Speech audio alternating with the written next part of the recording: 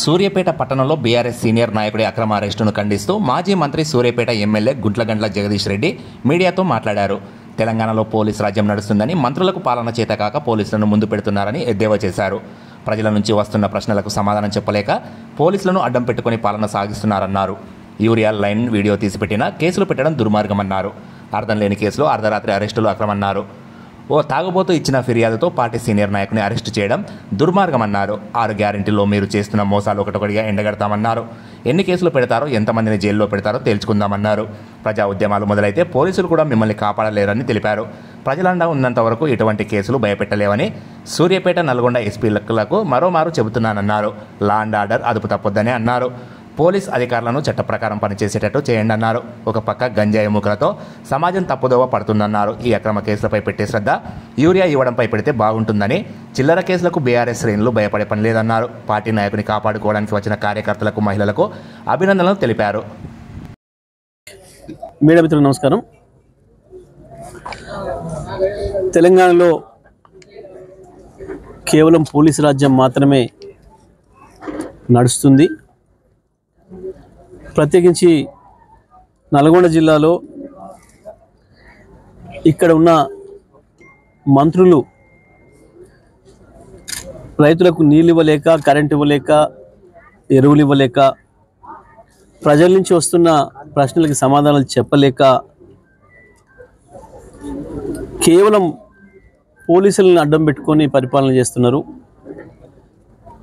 TRS కార్యకర్తలపైన, నాయకులపైన, social media యాక్టివిస్టుల పైన, ఆఖరికి ఎవరైనా గ్రామంలో యూరియాలో లైన్లో నిలబడ్డ వాళ్ళని చూపిస్తూ ఒక వీడియో పెడితే కూడా పోలీసులను దోలి పిలిపించి అరెస్టులు చేయించి భయపెట్టించి రాజ్యాన్ని నడపాలనుకుంటున్నారు. ఇవాళ మా సూర్యాపేటలో కూడా సీనియర్ నాయకుడు, ఎక్స్ జడ్పీటీసీ, నిన్నటి వరకు కౌన్సిలరు, ఏకగ్రీవ కౌన్సిలర్, ఆయనంత సీనియర్ నాయకుడిని ఎవరో ఒక తాగుబోతు కాంప్లైంట్ ఇచ్చిండని చెప్పి మధ్యరాత్రి వచ్చి 10 మంది పైగా పోలీసులు మధ్యరాత్రి వచ్చి పట్కపోయి స్టేషన్లో ఇప్పడానికి పెట్టినారు. ప్రజలు పెద్ద ఎత్తున తరలి వచ్చి, మహిళలు మొత్తం ఊరికి ఊరు మహిళలందరూ కదిలి వచ్చి స్టేషన్ ముందర కూర్చుంటే ఇవాళ ప్రజల ఒత్తిడికి భయపడి మళ్ళీ వదిలిపెట్టారు. ఈ ప్రజా ఉద్యమాల ద్వారానే నాయకుల్ని, కార్యకర్తల్ని కాపాడుకోవాలి తప్ప ఇక అంతకు మించి మార్గం లేదు అనేది ఇవాళ మనకు స్పష్టంగా కనబడుతుంది. నేను 2 రోజుల క్రితమే చెప్పినాను, నల్గొండ, సూర్యాపేట ఇద్దరు ఎస్పీలకు కూడా నేను పత్రికాముఖంగా విజ్ఞప్తి చేసిన, మీ కింది స్థాయి పోలీస్ అధికారులు మీ కంట్రోల్లో ఉండడం లేదు. ఎవరో కొద్దిమంది కాంగ్రెస్ నాయకులు, పైరవికారులు వాళ్ళు ఫోన్లు చేసి చెప్తే ఎవరిని పట్టుకురమ్మంటే వాళ్ళని పట్టుకొస్తున్నారు. ఏ కేసు అవసరం లేకుండా, ఏది లేకుండా చట్ట విరుద్ధంగా పనిచేస్తున్నారు. ఎస్పీలు ఇద్దరు కూడా అలర్ట్ కావాలి. మీరు నడపండి పోలీస్ వ్యవస్థను. ఎవరో గింతని తోడు పైరవికారు, ఎవరో ఒక మండల పార్టీ అధ్యక్షుడు కాంగ్రెస్కు, లేకపోతే ఇంకో చిన్న చోటమోట నాయకుడు నడపడం కాదు.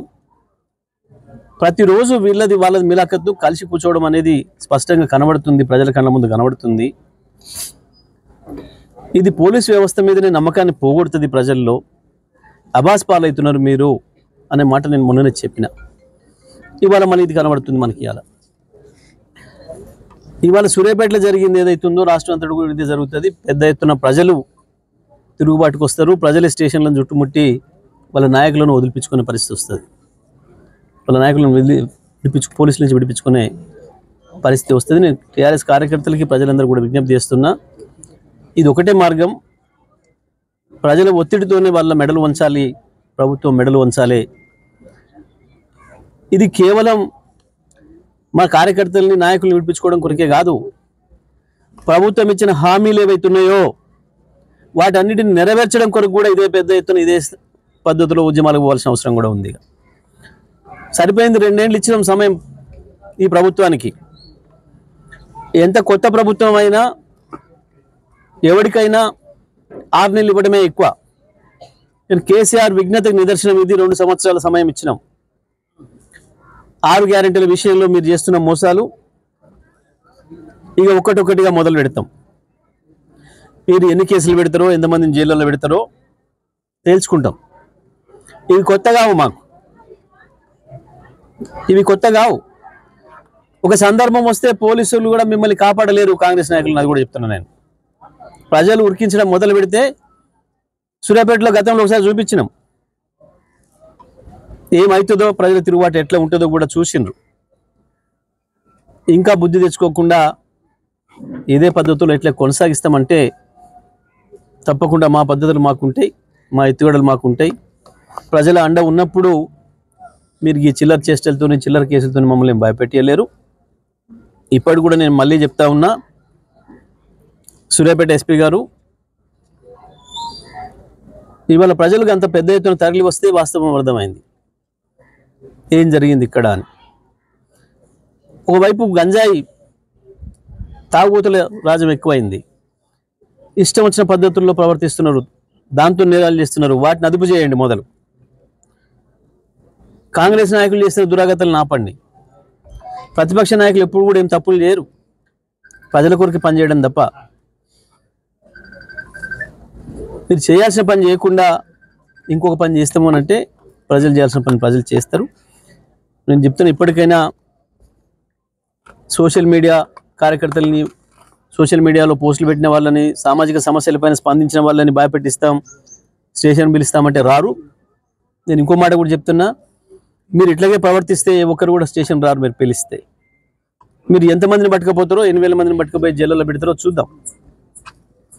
ఆ పరిస్థితి తెచ్చుకోవద్దు. పోలీస్ అధికారులను కంట్రోల్ చేయండి, చట్ట ప్రకారం పనిచేసేటట్టు చేయండి అని చెప్పి నేను మరొకసారి కూడా చెప్తా ఉన్నా. ఈ అక్రమ అరెస్టులను ఖండిస్తూ ఉన్నాను నేను. ఎట్టి పరిస్థితుల్లో కూడా వీటికి భయపడే పని కూడా లేదు. బీఆర్ఎస్ కార్యకర్తలకు కూడా విజ్ఞప్తి చేస్తున్నా, ఈ పని మాలిన కేసులు మన ఏమీ కదిలించలేవు, ఏమి చేయలేవు. పోదాం, సిద్ధమవుదాం, జైల్లో కూడా సిద్ధమవుదాం, ప్రజల కొరకు ఏమి ఇబ్బంది లేదు. ఇగో ఇదే పద్ధతుల్లో జన సమీకరణతోనే, ప్రజల ఒత్తిడితోనే మనం నాయకులు కాపాడుకుందాం.